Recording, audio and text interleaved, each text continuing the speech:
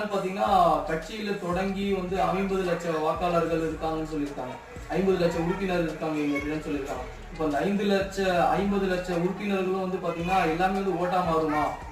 இல்ல சமீப காலமா பார்த்திருக்கோம். ஏன்னா நிறைய பேர் வந்து நிறைய டாக் அமைச்சிருப்பாங்க. ஏன்னா நிறைய விஷயம் சொல்லுவாங்க. எத்தனை வாக்காளர்கள், எத்தனை வந்து உறுப்பினர்கள் எங்களுக்கு இருக்காங்கன்னு சொல்லிட்டு. ஆனா எலெக்ஷன் டைம்ல வந்து அவங்களுக்கு விழக்கூடிய வாக்குகள் பாத்தீங்கன்னா ரொம்ப ரொம்ப கம்மியா இருக்கு. ஏன்னா அவங்களுடைய தொகுதியிலே அவங்க வந்து வாக்கு வாங்கியிருக்க மாட்டாங்க. இப்போ மனுஷங்களுடைய மைண்ட் செட் இருக்குன்னா, இப்போ ஒரு விஷயத்த பேசும்போது என்ன செய்யறாங்கன்னா, ஓட்டு போடும்போது அவங்களுடைய மைண்ட் செட் வந்து வேறையா இருக்கு.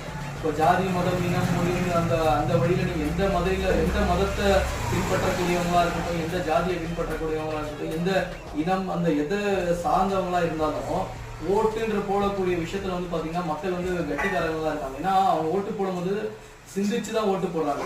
இப்ப அந்த மூலியமா தான் பாத்தீங்கன்னா நம்ம